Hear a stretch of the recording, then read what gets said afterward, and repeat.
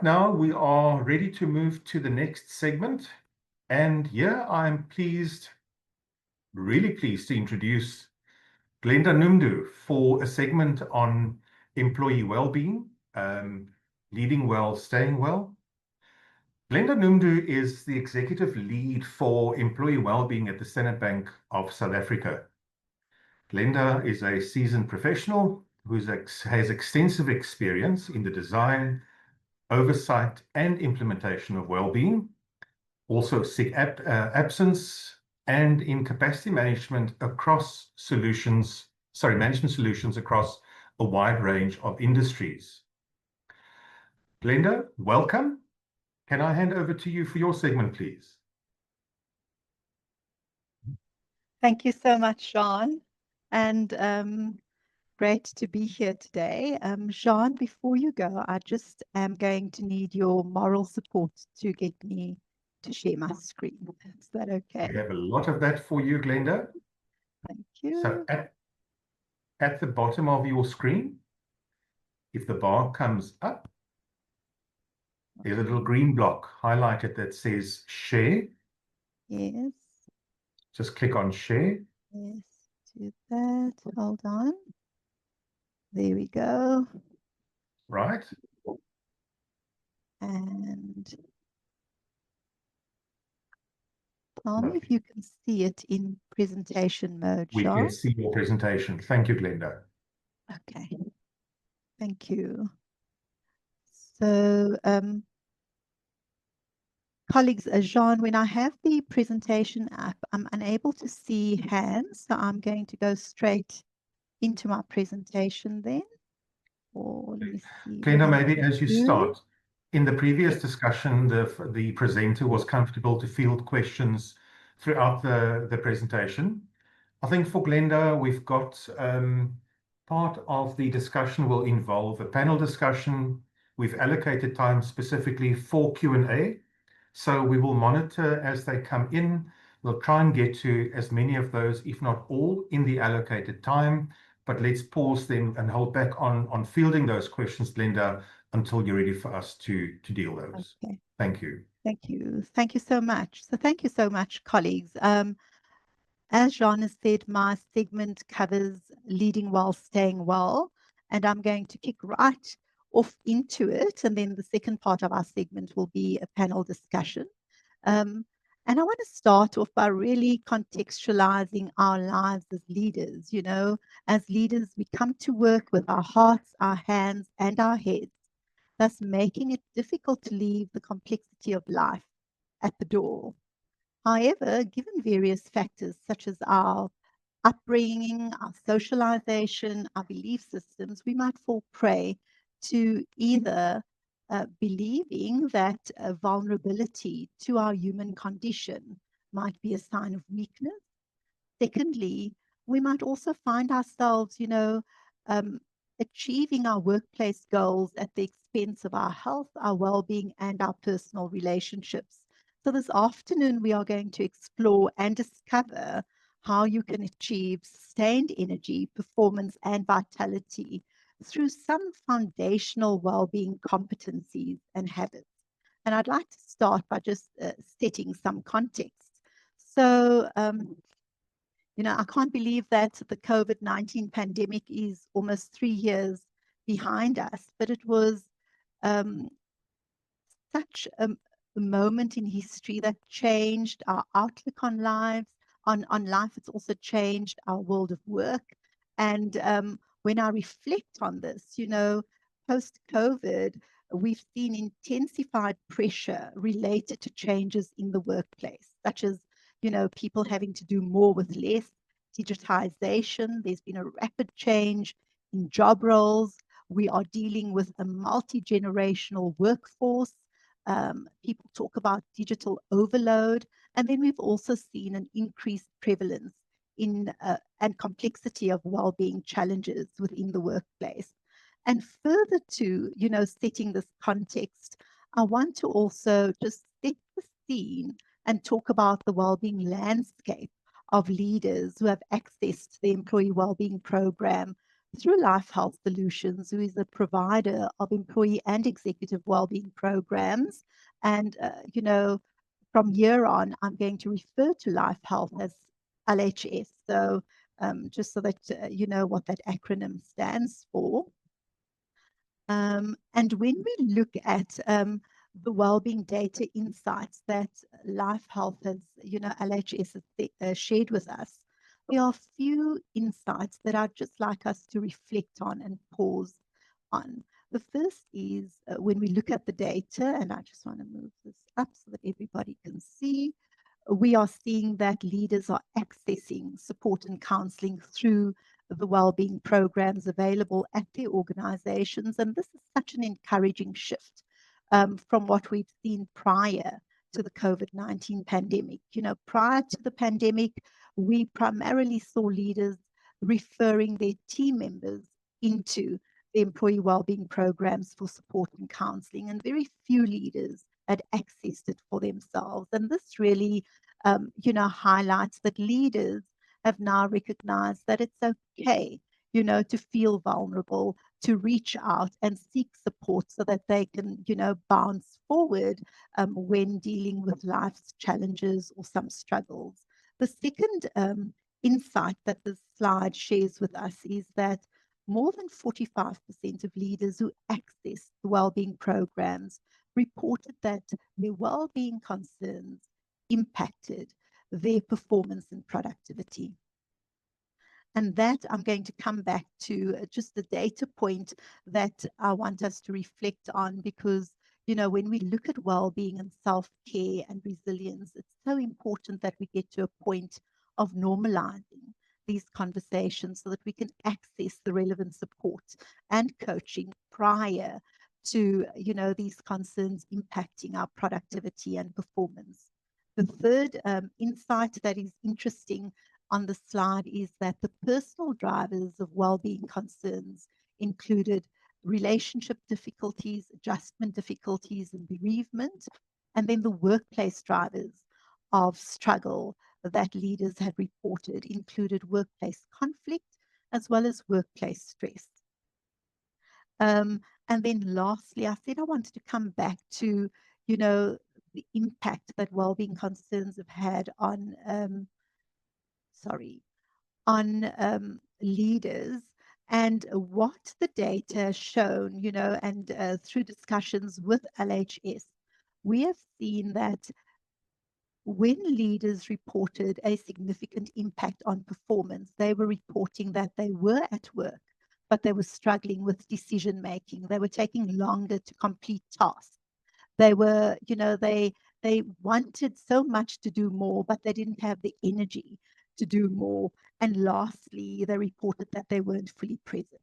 So one can see the correlation between well-being challenges that we face as human beings and the potential impact on performance and productivity. And hence, this is such a critical conversation that we are having today as leaders. When we move on, I'd like to just look at this context and then to reflect on why well-being has become a core leadership competency. And when we reflect on the changing world of work and the data insights shared by LHS, we realize and recognize how important it becomes to identify very early on well-being matters that could impact, like I've said, the performance of individuals and an organization, and then also to have appropriate mechanisms in place to support and address those concerns, both on an individual level, at a team level, and also at an organizational level. So today, when we look at well-being competencies for leaders, it is about leading personal well-being, our own well-being, supporting the well-being of our teams, and accessing well-being support tools to support the well-being of ourselves and our teams. In the next section, colleagues, I'm going to very quickly share with you some of the tools and practices that we can use to actually support our own personal well-being.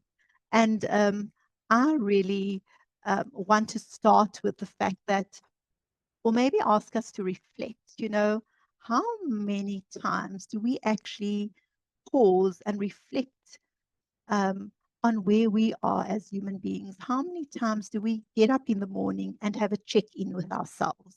Or is life so fast-paced that it's just go, go, go? I need to go to work. My commute is long. And then when I'm at work, I have all these big, audacious goals and projects that I have to attend to. And by the time I get home and I log off, I'm so exhausted that all I want to do is hibernate on my couch and lay down my head and hope that I fall asleep. So when we talk about self-care also and taking time for ourselves, historically it's always been synonymous with being lazy and slacking and not being serious as leaders about what we need to achieve in the workplace. But we all know that we can't pour from an empty cup, and that building resilience and high performance readiness starts with getting to know ourselves, getting to have a relationship with ourselves. And I really like the Johari window because it's such a useful tool um, to use when we reflect on, areas of personal growth or personal mastery that needs attention. The other thing that the Johari window helps us understand is that well-being and effective leadership both starts with self-awareness. Without that awareness, if we think of risk management strategies within an organization, it's important that we identify, current risk, potential risk. We take time to reflect on those things, and annually we have a workshop and an audit to reflect on those risks.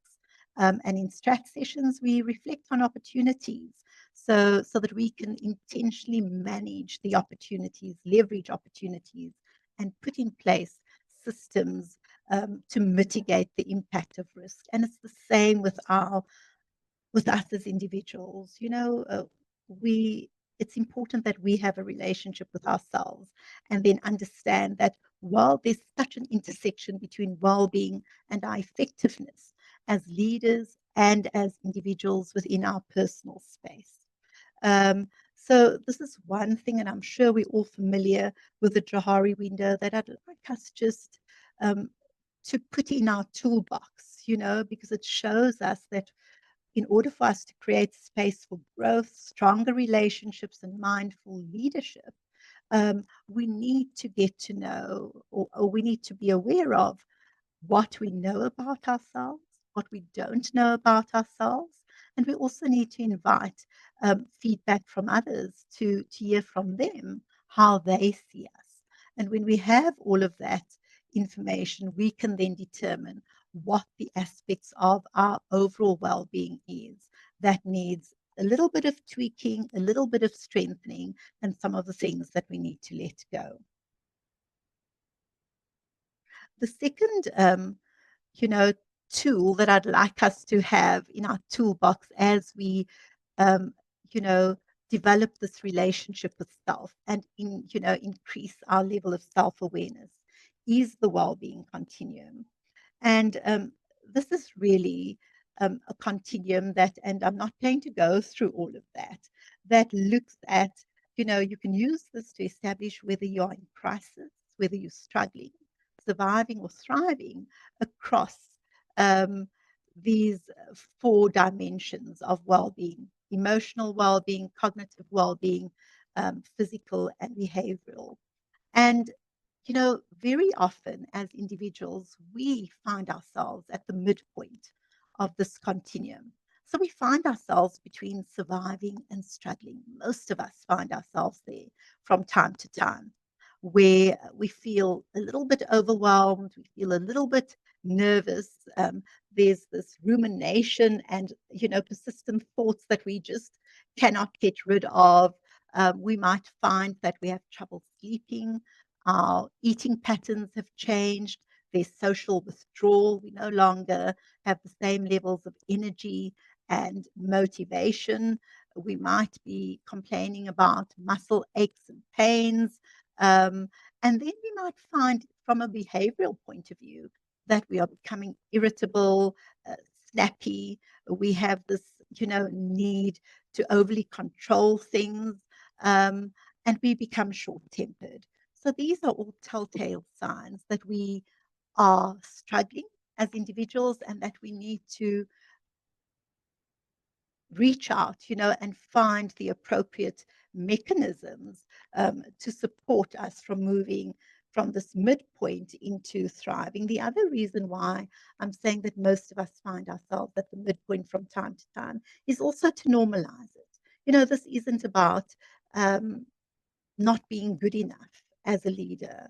Like I've said, we all enter the workplace with our human condition. And sometimes we'll find that we are thriving, and sometimes we might be in crisis. It all depends on the situation that we are finding ourselves in. Now, in order for us to, once we have the self-awareness, it becomes so important that we put in place habits and practices that help us manage our emotions appropriately. And the one thing, so this, the third tool that I'd like to share, Jean and colleagues today, is the importance of emotional intelligence and emotional regulation. And we all know the difference. Emotional intelligence is about understanding our own emotions and the emotions of others. It is, really understanding what's going on, what's triggering our emotions, and to keep on top of how we tend to respond to situations and people when we are, triggered. So I think emotional intelligence is knowing our emotions and understanding them, and also being aware of the emotions of others and our impact on other people. Emotional regulation, on the other hand, is our ability to really step back, pause, and manage our emotions in real time and under pressure. And I mean, this is not easy. It's taken me several coaching sessions over many years to understand my emotions, what triggered it, and how I should be managing it. And so, having the self-awareness first point, to the first step. However, the importance of regulating our behavior or our emotions, so that we can stay flexible and so that we can, respond instead of reacting to situations and people, become really important. And when we do both of these, we'll find it easier to respond to situations, like I've said, instead of reacting. It will help us stay grounded during times of uncertainty and pressure, and it will help us strengthen relationships during times of pressure instead of eroding relationships during those stressful times. The fourth tool that I'd like to share, and I'm not sure whether you are familiar with this tool, is really the high performance pyramid. And I love this.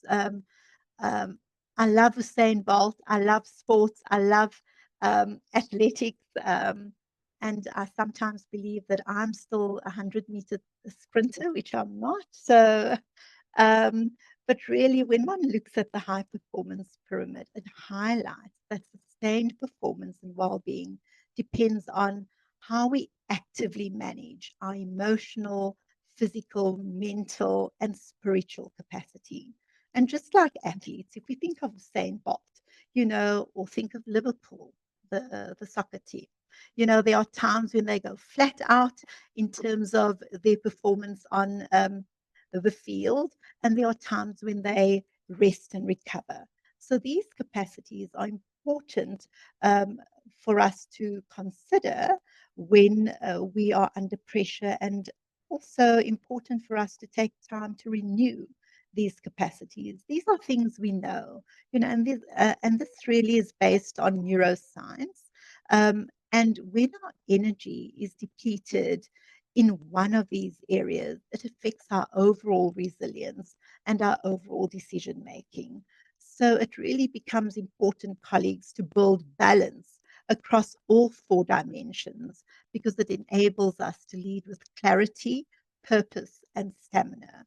So once again, as we share this, I'm hoping that some of the insights that you're taking away is that, well-being is not a soft and fluffy issue.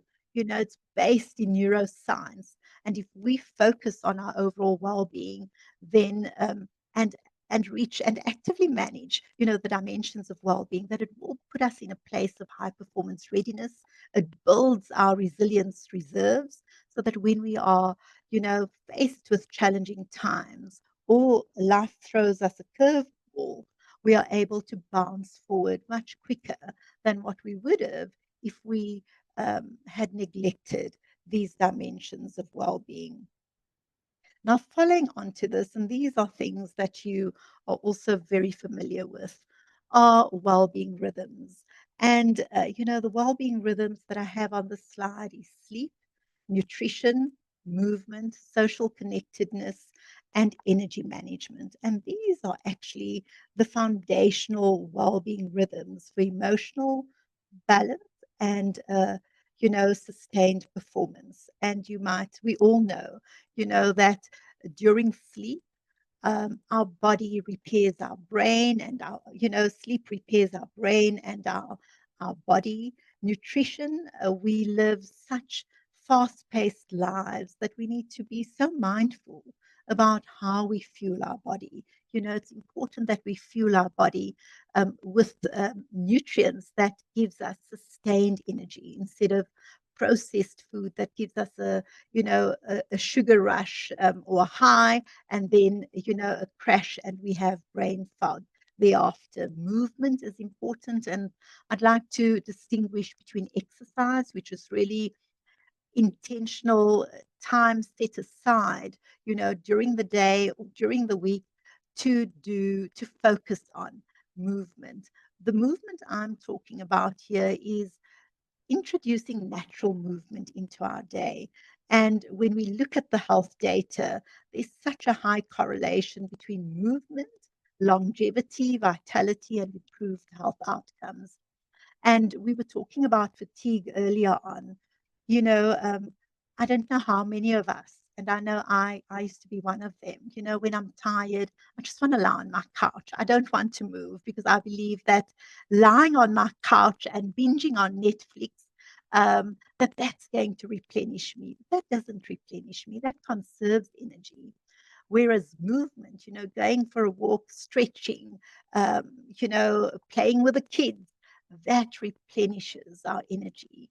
That also helps us with our mental well-being and our overall physical well-being. So movement is really important. However, I'm also someone who believes in habit stacking, really identifying the small things that we can do on a daily basis and really do them consistently instead of, doing something once off and then, not being consistent with them.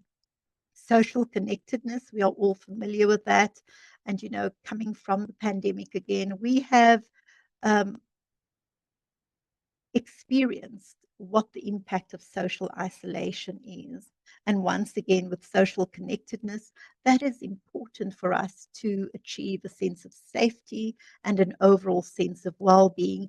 And even if we are going through a bit of a slump, I think it is so important that we become intentional about making one or two social connections during the week, because that is important for fueling our sense of balance and overall well-being. And energy management I've spoken about, really finding time for rest and recovery. We cannot be always on. If we look at the world of work, it's always on. So, and that does not fuel sustainable performance. It's not good for us as individuals, because eventually we'll be giving from an empty cup. And when we find ourselves in that space, we know that we are not the best version of ourselves. The last, bit, Jean and colleagues, that I want to get to is really the second area of competency. When we looked at well-being competencies for leaders, we've just covered, supporting our personal well-being, and I've shared, in the short time that we have together, a few tools and ways that you can do that. And now I'd really like to, before we close off, so, turn our attention to supporting the well-being of teams as leaders. And this really becomes important. I'm going to share just a few, ideas and suggestions with you that you can reflect on and test within your environment. The first thing we can do as leaders to embed well-being into the organization and into our teams is really to model small, consistent behaviors that signal balance, care, and psychological safety. So the first one is modeling boundary setting. So really having a full stop at the end of the day, our work day, having a full stop at the end of our work week, and discouraging the sending of emails after hours, you know, um, and when you do and demonstrate that behavior, your team is going to realize that it's okay not to always have their phone with them just in case an urgent email comes through. Also, be open and say that I'm not going to, email you after hours. If there's something urgent, and it depends on the nature of work, that I might send you a WhatsApp or I might call you, but otherwise I'm going to, and Outlook has a functionality where you can set to send your emails, at 8 or 7 the next day. The second thing is to normalize conversations about well-being. Really be open about, pressure, stress, rest and recovery, because that too creates an environment of trust and just creates space for inclusivity and space for people to be human and to know that my leader has my back and tries to understand my context. The third area is really prioritizing connection and checking in with empathy and listening without rushing. So not checking your cell phone, it's all things we know, really attending and trying to put yourself in the shoes of the individual who you are engaging with. The next area that I really want to highlight, and then we'll there are two other points that I'd like to highlight on the slide, is really helping teams manage workload, and prioritize. So for me, there's so much coming at us as leaders. There's so much coming at us, at our teams. And sometimes burnout arises because we do not know what to prioritize. As leaders, help our teams prioritize, sort, order, and sorry, that is my cue, to sort, order, and reduce, and to prioritize. And when we look at the literature, and surveys, employee surveys, employees are really struggling to prioritize. So help them sort, order, reduce, and prioritize their work. And then lastly, raise awareness about the wellbeing resources available to everyone within the organization. Make sure that it's not best kept secret, and offer proactive well-being interventions. So when you know that your organization is going through a change or you're automating, certain processes, partner with your HR colleagues or with your well-being provider and explore what kind of capability building and interventions you can offer your team to prepare them for the change, so that you're minimizing the impact that that change will have on their well-being. And then lastly, try and refer struggling employees into the well-being program. Very often we see that someone who was a star performer, their performance deteriorates. And, we go and we enter into a performance improvement plan without really being curious about what could have contributed towards that deteriorating performance. And sometimes it's personal challenges. Sometimes it's things that might, be happening in the workplace. So really take time to understand employees and leverage the workplace support tools that are available to them. And then lastly, before I hand over to Jean, I'm going to just step back and, this is such a lovely tool also that helps. It gives structure to self-reflection. And I'm sure, Jean, that our colleagues on the call are going to receive, these slide decks. So really just looking at, reflecting on your mood, your energy, your needs, your thoughts, actions that you've taken or didn't take, to enable and support your well-being, and then listening to your body, listening to your emotions. As leaders, that really is important. We need you to be high performance ready. We need you to lead the economic growth of the countries and the organizations that you operate in. And so, I think neglecting these things will influence, our effectiveness as individuals and as leaders.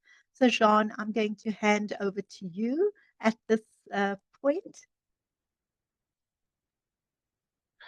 Glenda, thank you very much. I'm always intrigued by this kind of topic. It's something I feel passionate about personally. There've been some questions coming through that I can personally also relate to. I've got the same curiosity. I know we've got a segment later to cover some of the questions. For now, ladies and gentlemen, I'd like to welcome, and if you're comfortable, Glenda, for us to move to the panel discussion. I'd like to do some introductions just of who the panel members are that we'll welcome shortly. And then I think take our first poll, Glenda, if that's agreeable with you. That's perfect, Jean. Lovely, thank you. So, ladies and gentlemen, I'd like to welcome on stage with Glenda our panel members for a further discussion of this very important topic, very interesting topic, putting the human at heart in the business and recognizing the human in the business. But joining Glenda today are Dr. Unami Matumo. We've got Marissa Pretorius. Coming onto screen, we've got Adideo Odubanjo and Dr. Leanne Mandine. Just a quick introduction of each of them. So Dr. Unami Matumo, if I may call you Una for the day, or Unami. Unami is a change management expert, hotelier, and a global public health advocate with extensive experience across multiple sectors. Unami brings a systems thinking approach to transformation, drawing on a mix of strategy, research, and real-world application to help organizations manage sustainable, inclusive change. Welcome, Unami. Marissa Thank Pretorius. you for having me. Thank you. Marissa Pretorius is a BI reporting analyst with a strong track record in workplace wellness and analytics. I'm sure that must be a very interesting environment to work in. She joins the discussion on leading well, staying well, offering insights into how data can be used to inform strategy, support people, and build healthier organizations. Thank you for joining us, Marissa. Thank you so much. Afternoon. Thank you. Adideo Odubanjo Ibe, I hope I'm pronouncing that correctly. I do apologize if I didn't. Adideo brings more than 16 years of HR. That's fine. Oh, thank you. Lovely. Thank you. So Adideo brings more than 16 years of HR expertise into the discussion on leading well, staying well, and with a strong focus on culture, leadership, and sustainable people practices, Adideo offers practical insights into balancing high performance with human-centered care. Then, last but not least, absolutely not, is Dr. Leanne Mandine, who contributes clinical depth and strategic clarity to the Leading Well, Staying Well panel, and with a focus on sustainable workplace health and data-driven wellness strategies. Leanne also brings a unique perspective on how well-being drives long-term performance. I hope I've done justice to each of your very phenomenal backgrounds. Thank you. Thank you. Thank you. So before we jump into the panel conversation, we'd like to start with a quick poll. And I'd just like to ask the team if you can bring up the poll, please. Thank you.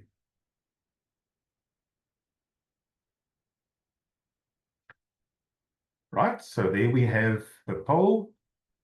If I look away from this screen, I'm just quickly having an eye on the poll. Which statement best describes your view? Well-being is a personal responsibility. Alternatively, well-being is an organizational responsibility. Or is well-being the responsibility shared by leaders? Let's see what you think.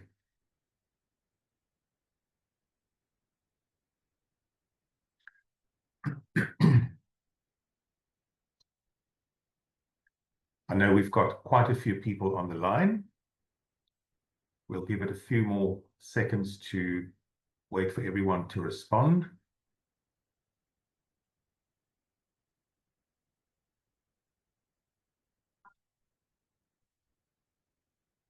Right. We'll give it about, let's give another 15 seconds or so, Glenda, just to be fair to everyone.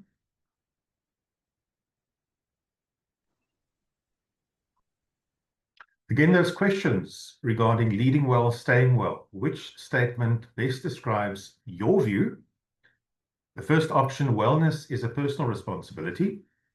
Alternatively, wellness is an organizational responsibility versus well-being is responsibility shared by leaders, employees, and the organization.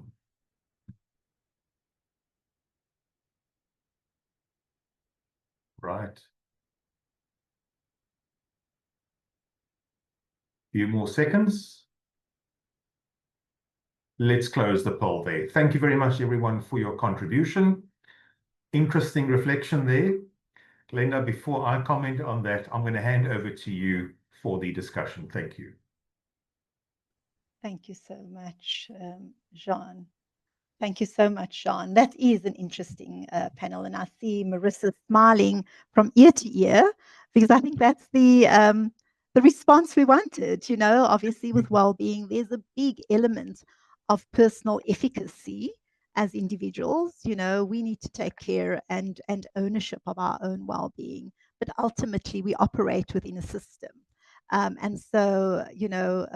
Well-being does indeed become the responsibility of the individual, um, the organization, etc., as we have said there.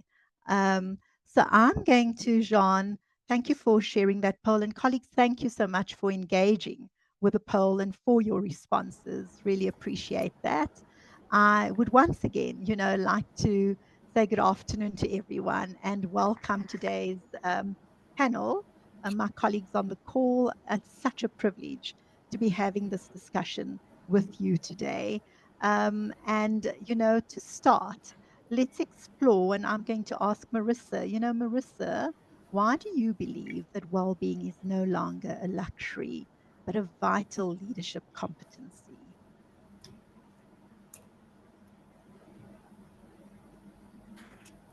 Now I can't find the unmute button. Glenda, for me personally, I think it's, we all know that each one of us brings something to the workplace. We need our employees to be doing well. We need them to show up their best selves, and the same for us. They are what makes us tick, and I actually think that is why it's so vital within any workplace. We all need to take care of our own well-being, of each other's well-being, and that will help our organization grow. Thank you so much, Marissa. Is there anyone? I mean, that's so key, hey? Because at the end of the day, organizations, it would be detrimental to our success as organizations if we are going to, you know, achieve our objectives at the expense of our people and not through our people. So the well-being of our people becomes core to our success as an organization. Thank you so much, Marissa. Leanne, I wanted to come to you. You know, now that we understand that well-being is critical for an organization's success, from a clinical perspective, what are the most common well-being challenges experienced by leaders, and how does chronic stress impact, you know, their decision making and their ability to stay grounded? Okay. Good afternoon, everybody, and thank you, Glenda. I'm going to break that down a little bit, I think, in terms of explaining. And if you can't hear me, please just flash your hands just in case there is a tech glitch. So the first thing that really comes across for the challenges that leaders are experiencing is around emotional depletion. So just over 3/4 of leaders are saying they are having to do so much more than what they ever had to do in the past, and really going through the experience of what that means for them in terms of their physical and emotional well-being.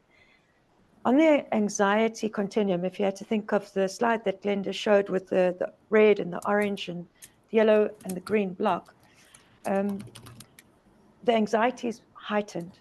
That's what the leaders are experiencing. Panic attacks, even fear about making correct decisions or incorrect decisions. And then this impacts how they show up. A lot of leaders are showing up feeling like they're imposters, like they actually, are they supposed to be there? They're doubting themselves, doubting their knowledge, their expertise. In terms of burnout, that is definitely one of the challenges that we're seeing on a daily basis. And that shows itself with insomnia, irritability, and of course, physical health risks. Depression, whether it's diagnosed or undiagnosed, oftentimes coming through with cognitive load, heavy cognitive load or overload, and that has an impact on mood and affect. And then in the workplace, how that spills over, the more anxious leaders are, the way that we're seeing it come through, it impacts the team because a way of gaining control over a situation is to micromanage. And it's not intentional, but then the impact on the team is, am I not trusted? Why am I being asked so many times for this? And it can perpetuate this ongoing cycle. And then there's the home domain of what leaders are experiencing. And I promise yeah, that's all then I'll say on this one. It's been a bit of a shift where leaders are so focused on achieving their goals at work and really striving towards optimal performance and productivity and engagement and leading great teams. What happens at home? So it's almost the spin-off. Presenteeism, a workplace phenomenon of showing up, not being fully attentive, actually happens for leaders at home, where instead of engaging in those social circumstances, they disconnect because they're worried about those workplace-related things. So it's quite lonely, I'll say that, for leaders in today's world, finding those places of social connection where you can voice your concerns. In terms then of your second part, Glenda, the chronic stress, fatigue management. I think that the challenge really coming through there is around relentless stress. You know, if it doesn't ease up at all, we are athletes.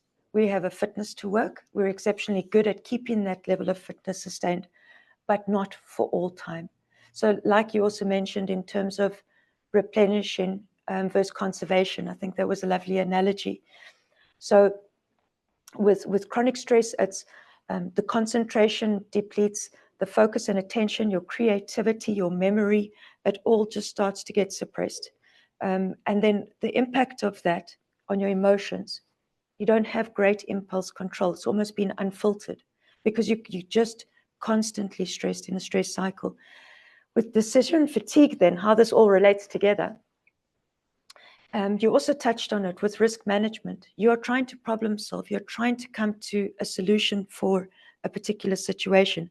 Because you are stressed, because it's chronic, it's ongoing, your creativity is impacted. You default to autopilot, almost.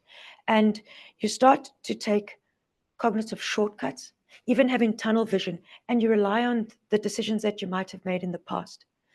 So you're not using your energy to come to a decision. So that has some serious concerns, I must say, for the leader, because you might not be fully considering all of the options in front of you before you take that decision because of the fatigue, which could have consequences for you, for your teams as well. The flip side of that we see is leaders who go into a state of indecision because of fatigue. So they actually stall the process of coming to a decision timeously because they are just so tired of going through the process. And that can be quite difficult for teams to work with. So it's definitely a substantial impact, chronic stress, onto fatigue and decision making. I hope Thank I've you. answered You sufficiently. have, and you've made me think about, our frontal lobe and our executive functioning. I often think of, colleagues, the size of our executive functioning. The capacity of that is like the size of a credit card. It's thin, it's small like that. And when, we experience chronic stress, we erode that ability, like you've said, Leanne, to practice, impulse control, to make proper, to make effective decisions, to problem solve, to be creative and innovative. But more importantly, you made me realize that as I was listening to you, the fact that we are under chronic, experiencing chronic stress and fatigue, we are then operating in an operational sphere. Because what we are doing, we are taking, decisions and solutions from the past, our past experience, and we're using past experience to solve current and future problems instead of tapping into our innovative, creative side of our brain to say, how do I solve for the problems of the future? And it's such an interesting reflection that as we sit here, and we engage in this conversation, colleagues, is really to ask ourselves, where am I at in terms of that well-being continuum? And how much of what I've been experiencing has compromised my ability to really function at a strategic level, as a business leader. So just to, be cognizant of that. Thank you. Una, I'd like to come to you. Leanne has now spoken about chronic stress and the impact that it has on our functioning as leaders. In your capacity as, a leadership coach as well, what are the practical steps that leaders can take to create space for reflective and sustainable decision making? Not just solving for the here and now, but really solving for the future. I'm sure you've touched on some of it earlier on, and Liam did, and Marisa too. First and foremost, oftentimes we want to be addressing the now issues, but as leaders, I think it's quite critical before we even get to addressing that which you're asking, is to really look at what is it that we understand about what is going on. Oftentimes you find that we're all singing this well-being strategies and what have you. We really don't implement it as leaders. Research out there shows that about 29% globally are implementing this well-being. And when you look at it, especially where we are in the on the global south, we tend to be, when we are talking well-being, we are always talking things like, oh, there's a well-being day, people are being tested for hypertension, people are tested for diabetes, they're going for walks, oh, there's a gym at work. That doesn't really address the problem at hand. So you would find that we really have to be intentional about this thing.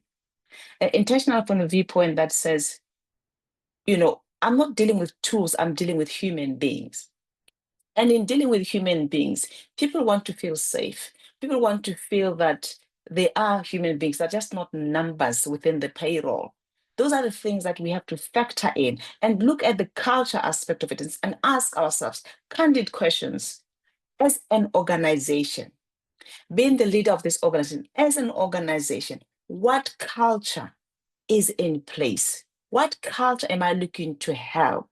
That will not only change the status quo in terms of well-being, that will sustain it going forward. And we have to be intentional. And I'm saying this, I've had an experience similar to that. I'll bring myself in for a second. When I was doing my PhD, I had this thing of, being the superwoman. I would be working, I'll be doing my thesis. It gets to a point where I slept about 30 minutes in a 24-hour period. There came a time when I was coming back, I had taken a break to drop the kids at school. I was coming back and I was feeling a bit off on my way home. I parked by a store, went in, purchased something, and I was quite unwell. And I said to the lady at a point, and I said, no, I'll go and sit in the car. Do you know, I'm going to kind of collapse. And when I say this, that until we get to change our culture and say, you need to take a break, you need, the practical things would be, first of all, change the architecture of the whole setup. if you are having your meetings, within that meeting space, for example, if a meeting is an hour, take a reflective moment within that meeting. As executives, sometimes you find that you've got back-to-back meetings from morning to 5 o'clock. You don't have time for lunch. You are having one meeting to the next. It might sound good initially, but it's a problem. It's problematic. First of all, you're now having meetings. You're running dry. You're having meetings. First of all, before you even start the day, I tend to say, what energy do I have to sustain me throughout the day? That's the first question that I ask. And that I'd ask everybody to think that way. If you start thinking, what energy do I have to pour out of for the whole day? You begin to realize that I can only do so much within my day without running dry. We tend to run on energy drinks, and that doesn't help us. If you are saying in a day, I've got 4 meetings within the day, ask yourself, are they back to back? If they're back to back, are my decisions going to be fruitful if they're back to back? Do I have time to reflect? Do I have the culture to allow me to reflect within the organization? Because sometimes I'll be saying that as the executive, but the rest of the people don't have that. You would find that I would expect someone to reflect, but I don't allow them to slow down. The culture doesn't allow them to slow down. The culture rewards when you're speedy all the time. That in itself is a problem. So until we build the cultural infrastructure to allow us to be able to deliver from such perspectives, there is a lot that we need to work with. I'm looking at the time. I could go on and on and on. I know, and I'm seeing so many reactions. Unami, thank you so much for that. I think it's really, and we're going to come to, Deo later on, but really changing the culture. I think of, I worked with an MD years ago, and every Friday he blocked out time in his diary just to sit back and reflect. And people asked him, why are you doing that? He said, that is when I'm able to solve problems, come up with creative ideas, etc. I think other habits that companies are putting in place is instead of having meetings for 60 minutes, they have meetings for 50 minutes. Absolutely. Instead of 30 minutes, 25 minutes. So the people just have that 5-minute micro break between meetings during the day. I think the other thing, when I listen to you, I reflect, and I've realized over the years that sometimes we operate from a position of fear and anxiety, that if we are going to decline a meeting, we are going to be compromising our career advancement, or we are going to be seen as not being, committed to the organization. And so it's really, to your point, getting to understand ourselves and really, operating in our position of power when we can make, decisions that says, or decisions that, will determine whether we are being impactful or in a meeting, or whether we are just there because we are too afraid to decline or ask, is there a different way of contributing to the discussion? Now, Unami, before I see you want to contribute, but I think there's something else that I'd like you also to touch on very briefly, because I'm aware of time. There's, in my experience, and I'm sure colleagues on the call, you've come across this, I've often heard leaders say that if we are going to support the well-being of our teams and show up compassionately, that we will need to be soft on performance. So how can leaders, just very briefly, Unami, integrate well-being into their leadership practices without compromising, the expectations around performance and productivity? You see, that draws me elsewhere. It draws me to power dynamics, because oftentimes we find ourselves driving leadership from a patriarchal point of view. And that's the view that says, I have to be mature. That's the view that says, if you're soft, you're not delivering. But that is wrong, because that softness is what actually propels. If I was to ask any of us here, whether we are aware of the contributions of the loss or the losses of well-being on our P&L or our balance sheet, I can guarantee you none of us have an answer to that. I'm linking that because that's the soft power of well-being. It drives the P&L, it drives the balance sheet, but none of us can account for that.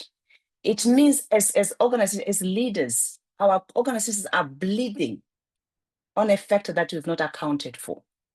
So we ought to allow people to say, for example, I don't know. I don't know. You are asking me for something that I don't know at the moment. I will look at it and I'll revert. It's a soft skill.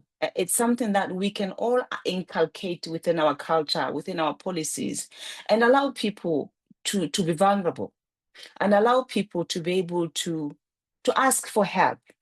And oftentimes, because we don't, we pressure people into what I think you mentioned earlier. You know, you are becoming a pseudo person. You are taking up a head that you don't actually have. You are putting forward a facade, and it is that facade that is actually crippling us. I'm hoping that, Glenda, I'm actually answering you by saying that. If I'm not, please do align me, because there's a lot going on in my head, because I'm very passionate about this thing, because I've seen it, and a lot of organizations fail on that account. Yeah, I Terribly think you fail. are. You are. You know, also when we look at research and just my experience once again, you know, research across the financial services industry has really found that, you know, where there's empathy or empathetic or compassionate leadership, that employees then demonstrate that same empathy towards clients. And then there's an increase, you know, in the bottom line, an increase in revenue. And also when one looks at, you know, you've said well-being is not a soft issue, because if we ignore it, it leads to incapacity and it leads to absence. You know, so incapacity has really rocketed, you know, over the last couple of years. And when we look at the impact of not having people at work due to ill health, it impacts on the engagement of the rest of the team members. It impacts on our client experience. There's so much, you know, that we lose when we do not focus proactively on the well-being of people. So Deo, I'd like to thank you, Nami, for that. And Jean, the next time we'll ask for half a day for our conversation, or we might just start a podcast. So Deo, just to come to you, you know, for well-being to really be impactful, we need to move away from it being something that is initiative driven and campaign driven. You know, it needs to be integrated into the DNA of the organization. We need to have an integral approach to well-being, or systemic approach to well-being, where we are connecting it to leadership, effectiveness, learning and development, all the other things that happen within an organization. From an HR perspective, how do you think organizations can go about, you know, developing the systemic approach to well-being? Thank you. Thank you And what very are some much. of the cultural shifts that are needed, you know, in organizations? And Unami has touched on a few of them. Okay. Thank you very much. I hope you can hear me clearly. Yes, we can. Okay, great. Thank you. So, you know, one of the biggest shifts I've seen in leadership over the past few years is the realization that well-being is not a nice to have. It's a performance multiplier. So when leaders are well, their teams also flourish. But when they are exhausted, even their best strategies struggle, and they are unable to effectively communicate with their team and guide them in the right direction. So how do we make well-being part of how leadership is measured and not just a discussion? Well, it starts with embedding it directly into the leadership framework and performance expectations. For instance, instead of only assessing leaders on output or team performance, we can also ask the leaders, how did you lead? Did your team feel safe? Did they feel supported? And did they feel valued while you were at it? Did you create conditions that allowed your team to sustain high performance without burning out? Some organizations are already doing this. They've built in well-being metrics into 360-degree feedbacks, pulse surveys, and leadership scorecards to measure things like psychological safety index, team energy levels, or manager empathy. So you're not just measuring the same things we're used to measuring, work quality, attendance, punctuality. We are also measuring things like psychological safety index, team energy levels, or manager empathy. And once you get the results from these measurements, you are able to take the right steps to ensure that you're moving in the right direction when it comes to well-being. The data is then used in performance reviews, just like any financial or operational KPI, and it sends a powerful signal that well-being is not separate from performance. It defines sustainable performance. So I'm also going to use myself as an example. A couple of days ago, I had so many deliverables, and I just didn't know what to do at that point. I was just like, okay, I'm not used to taking my 1 hour break. I use my 1 hour break even to work. And of course, it has started telling on me. So I decided to just take a 30-minute nap during my break. And in fact, I couldn't even believe it. Just after the 30-minute nap, I was able to make all the calls I was supposed to make, call my team members, have discussions. The deliverables that I had that seemed like a Herculean task for me to perform, all I needed was a 30-minute nap, and somehow it did something to my thinking and my well-being, and I was able to perform the task that was dragging me behind. So what I'm just going to say is, as a leader, it's important that it starts with you. When you are in the right frame of mind, you are able to perform well and you're able to guide your team members in the right direction. And when your team members also know that their leader is also big on their well-being, they are also able to come and meet you and say, oh, ma, sir, I think I need a break. I think going through this, I'm unable to perform my job functions effectively. I feel like if I take this break, I'll be able to get back at it. And once you're leading them in the right direction, they are also able to follow your lead. Thank you. Absolutely. Thank you so much. And I've also seen reactions from our audience, Deo, spot on. And thank you for sharing those insights. And, you know, Marissa, we've all spoken about our experience and research around the correlation between well-being, performance, and productivity, you know, or the well-being of leaders and the performance of teams. What does the data show us? You know, when you look at the data of organizations across various industries that you are supporting as LHS, what is the data showing us about that relationship between leadership well-being and team performance? And secondly, how can organizations use these data insights to identify and mitigate well-being risks and trends across their companies?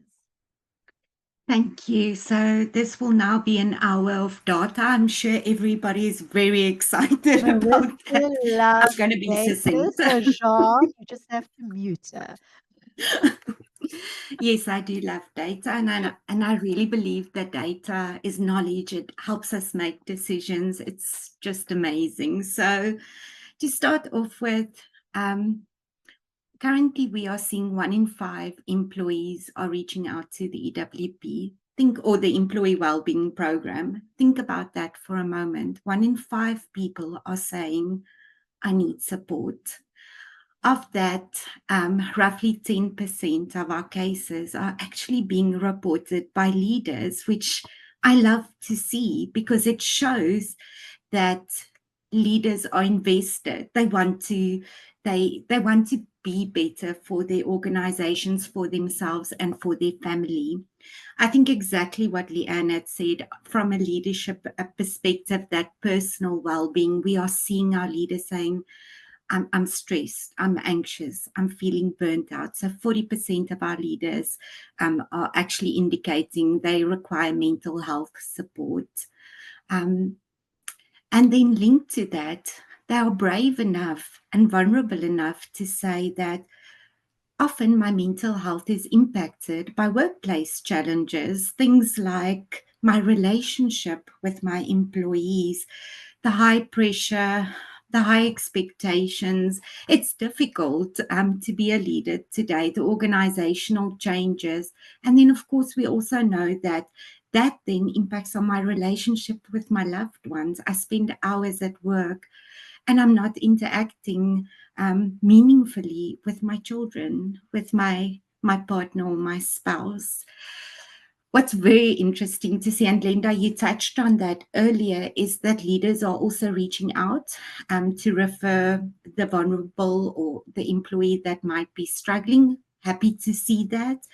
And then leaders are saying to us, please, can you arrange for group-based interventions? So emotional impact sessions, well-being audits, or targeted well-being programs, those type of things, where they ask us to assess things like burnout, yes, but also what are the growth areas in my team? What are the challenges that my team is experiencing, and how can we solution together? And that's what we want. We want leaders to kind of care enough to reach out.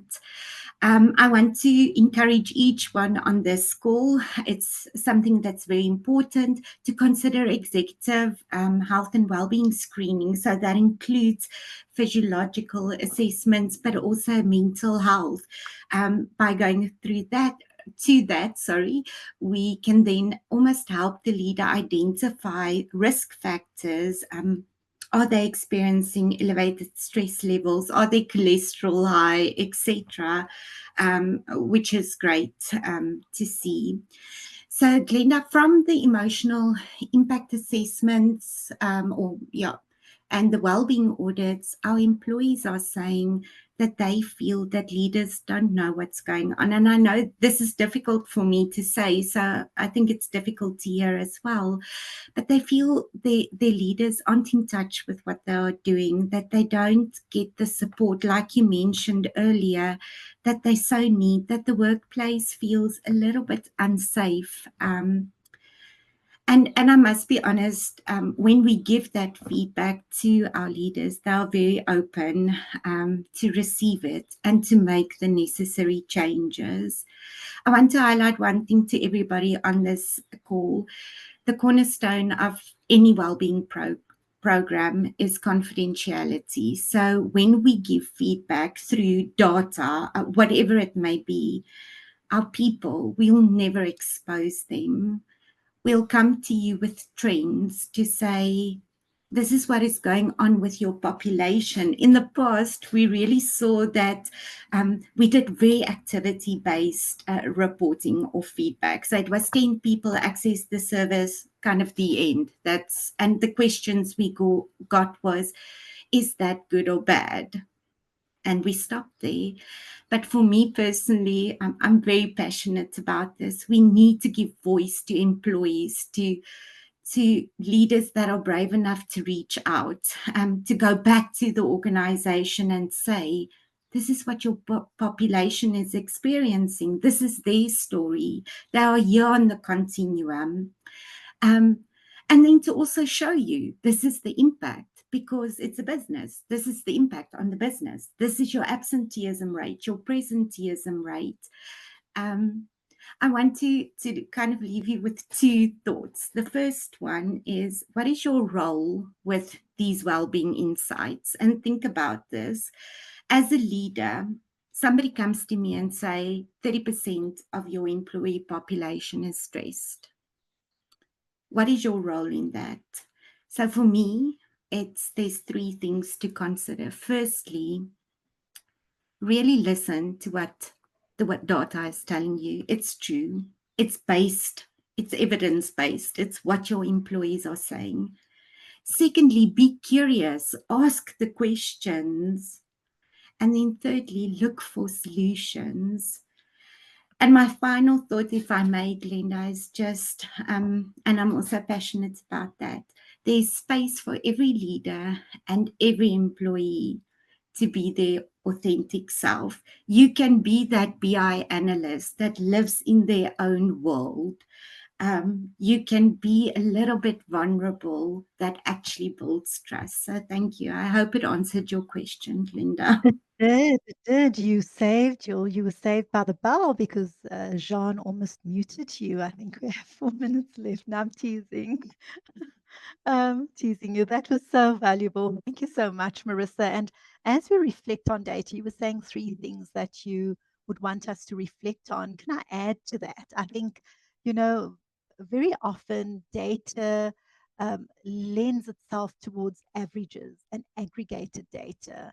But in order for us to really, apply the data in a meaningful way, Marissa, would you agree that it's important to almost deep dive, do some data Yes. mining and look at other data points within an organization to identify concentrated areas of risk? Because it might be ER data, it might be employee survey data, it might be exit data, absenteeism data that then indicates that a particular area in an organization or in a business area is struggling. And so, it then requires a collaborative approach to the interventions that are that we land in that space. So thank you so much for that, Jean. I know we have one more poll to run, and then we're going to wrap up with last comments from the panel before we end this segment. But thank you so much, colleagues, for your valuable insights. And like we've said, we could stay here the whole day and discuss this very important matter. And I don't want to even make light of it. Being human is the most important thing in life. Hey, we aren't working with library books. A library can burn down and we can rebuild it, and we can go and buy, another copy of the book that was in that library. But the people that we are working with are people. We have a duty of care towards them. I think someone on the panel said, we don't want to send individuals home at the end of the day so depleted that they cannot take care of their personal responsibilities. At the end of the year, we don't want people to use half of their leave to replenish, and then 5 days before they have to return to work, they are re-energized. Let's build in, systemic opportunities for micro breaks within our organization to really take care of our individuals. Jean, I'm handing over to you now. Glenda, thank you. I think before we poll, can we take some questions from the audience, please? Absolutely. Thank you. Thank you. I must say, thank you for what has really been an inspirational discussion. If I look at the comments, if I look at the responses, thank you for what you've brought to the conversation today. I think it's very relatable, obviously very important as well. And if I look at some of the comments, I'll see if I can share some of that, but let's start with some questions. So I'm going to call onto screen Durati Banwo. I hope I'm pronouncing your name correctly, but if Durati can join us. You had 2 questions. You're welcome to quickly field both of those, and we will see who takes the question.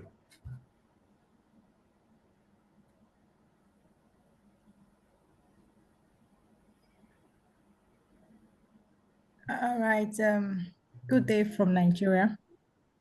So I said to pop up the question on the chat box. I guess everyone can hear me. We can, thank you. Yes, we can hear you. So while listening to the section, so I said to ask, the first question is to Dr. Una. So I was like, how well can we handle too many meetings? Looking at the current situations as leaders, the moment you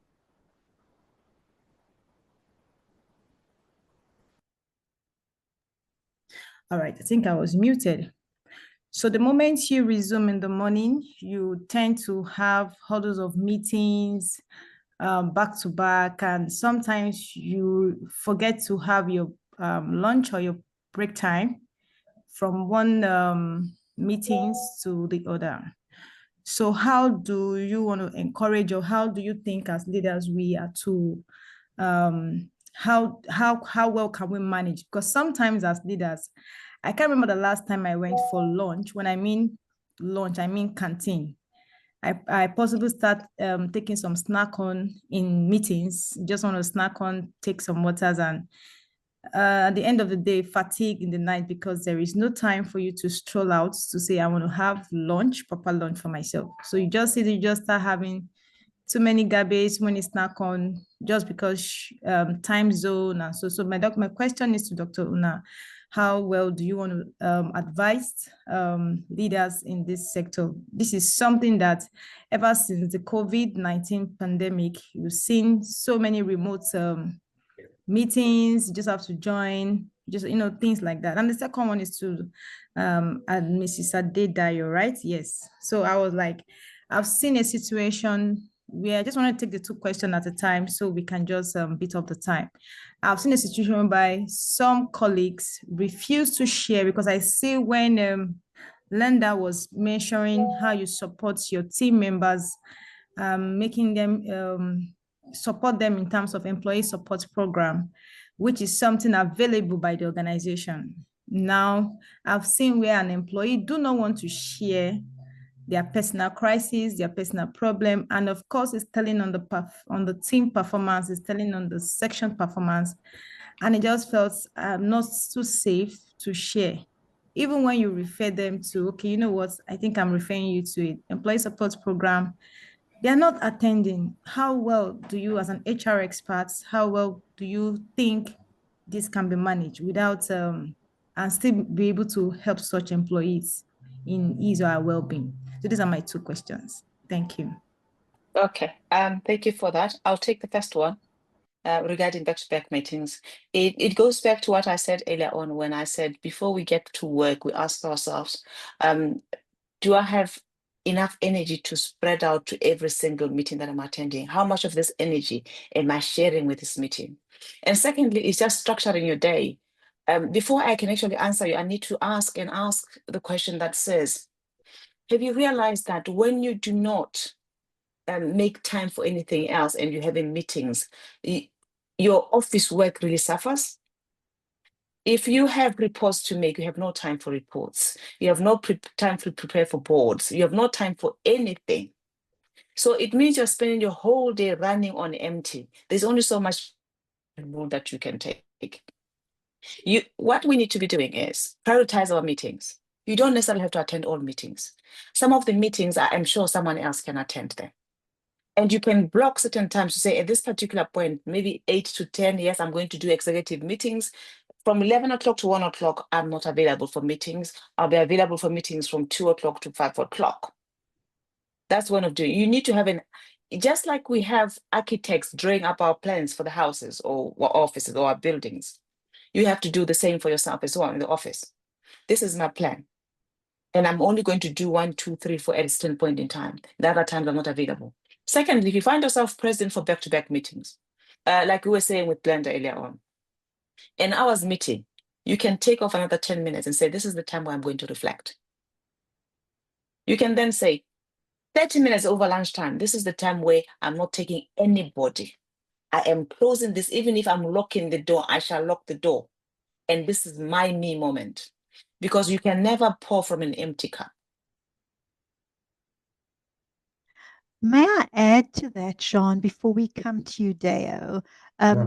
I have also found that when one has these conversations that we are having today, Durati, with a team of leaders, natural leaders, executives, we take them through well-being immersions, and we discuss these things. They themselves will, at the end of that well-being immersion, decide on habits and practices that will support their well-being and their performance.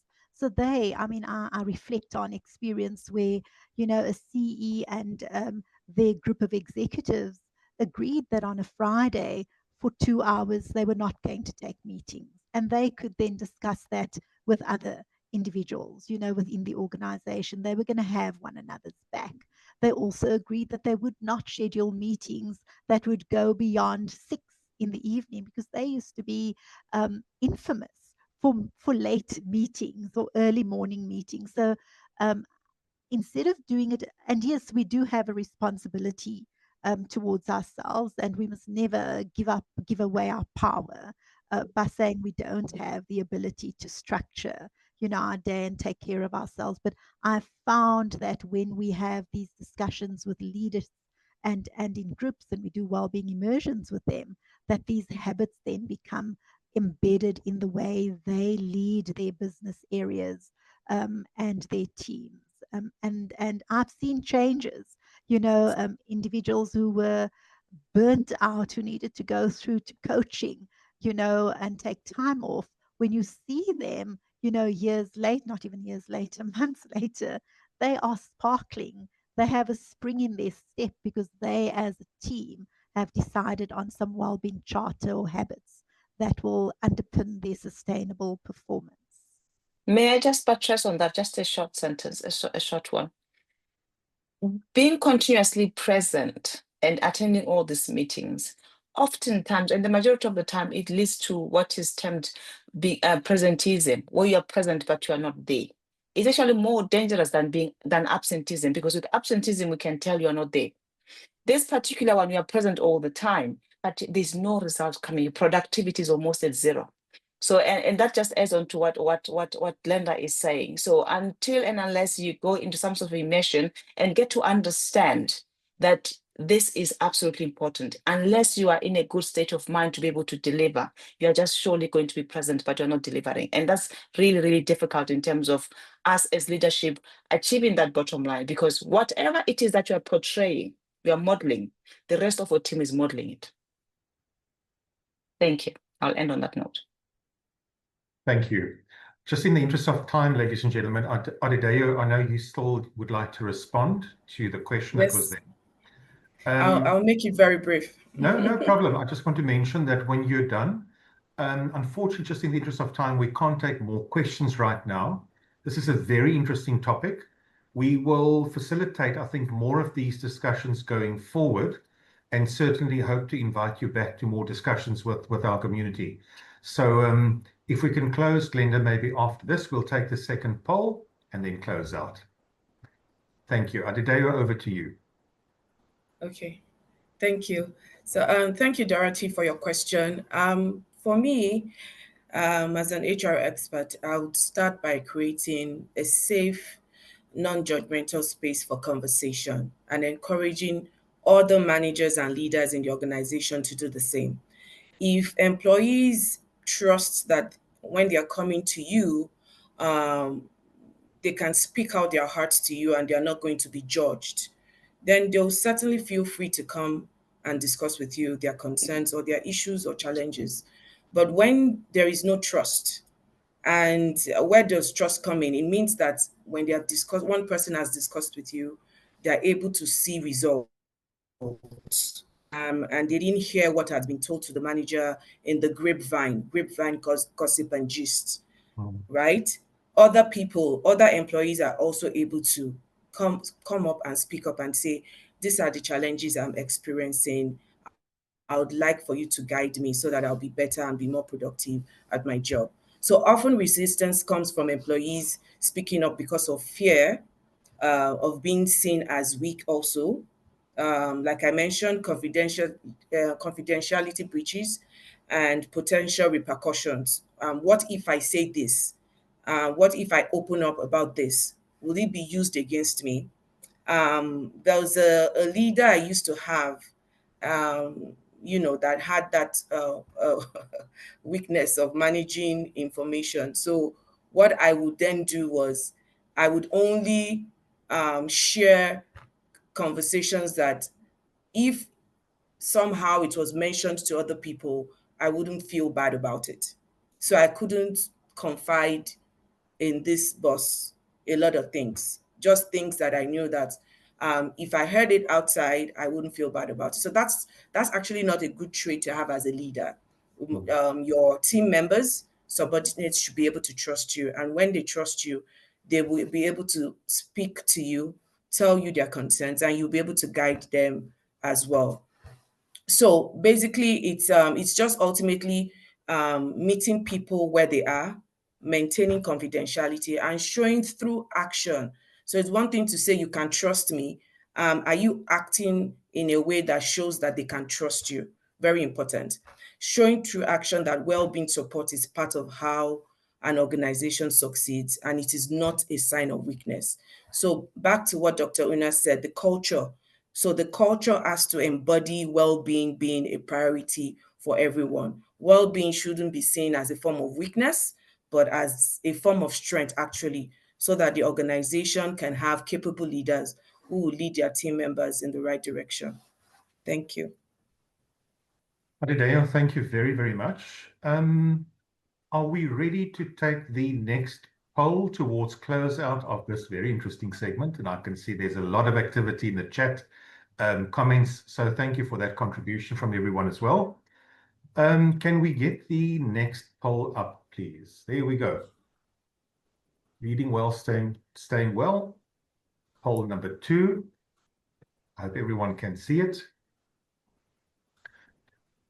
The question is, what's one action you're most likely to take after today's session? Grounding it for us. Thank you for that question. What's one action you're most likely to take after today's session?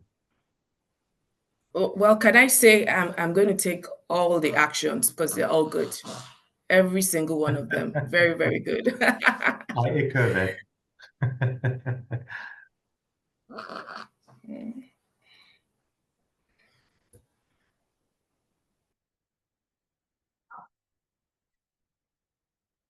We'll give it a few more seconds. Ladies and gents, you're welcome to continue commenting, asking questions. Like I said, our intention would be just looking at the response to this segment. Thank you, team. Thank you for all the comments and questions. But I think this warrants further conversation, and it definitely is topical for us. So thank you for that. We'll give the poll, let's give it 10 more seconds. I see there are a few more people that still need to respond. And Glenda, I'll hand over to you at the end of the poll. Thank you.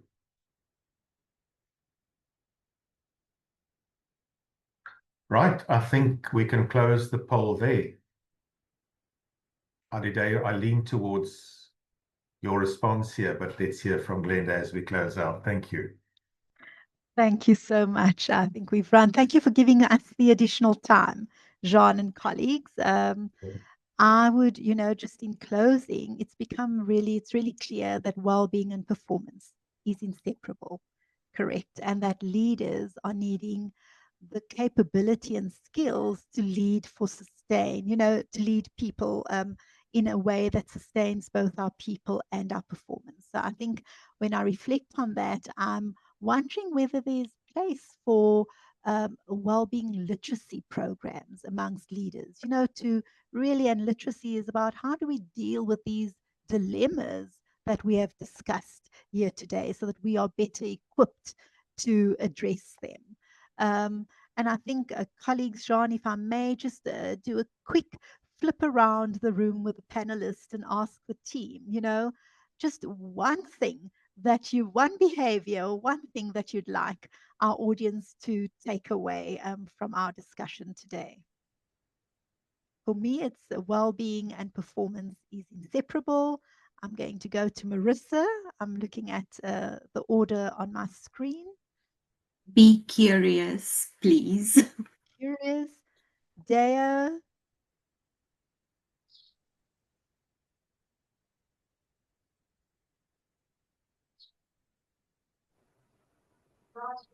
For Deo to find my unmute button.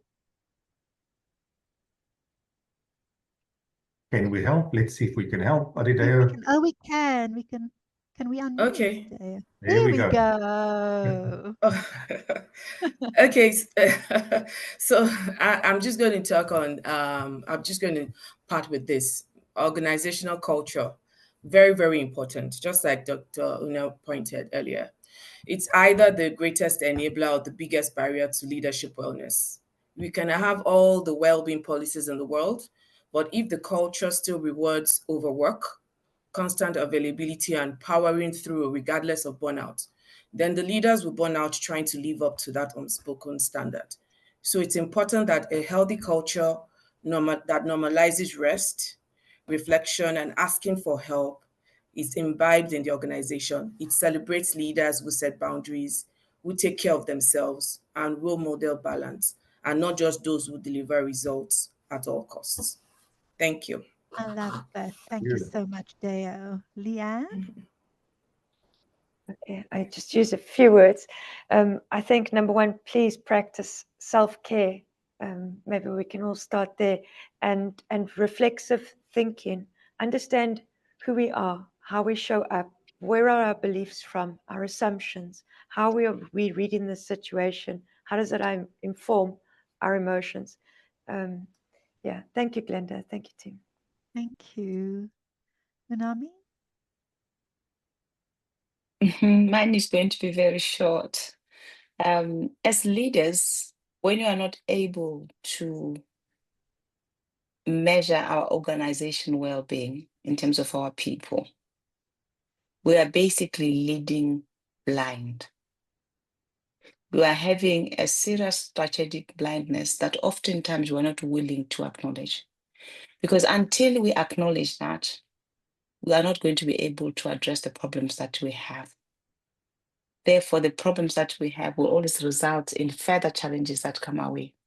It's culture, yes, but culture also has peripheral issues that are emanating from our inability to measure the wellness and well-being of our organization. Wellness days are not good enough. Apples on the kitchen counter are not good enough. We ought to accept this thing and remember that we have human beings in our midst.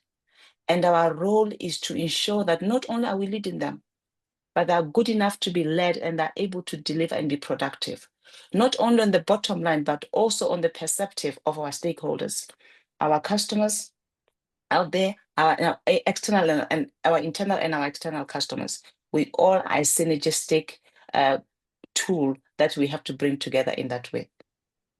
I hope Thank you so this much. And helps us move forward. it does, it does. And Jean, if I may, I mean, Unami has touched on something that it's my pet hate, you know, I think wellness and well-being, they're two different things to your point. And I think for us to change the dial on, you know, employee well-being, we need to reflect on what we define as well-being and not find easy answers to a very complex situation as well-being specialists within organizations. So thank you so much, Unami, for that, for reminding us that you know, well-being goes beyond the wellness days and the apple in the, you know, on the counter. So thank you so much.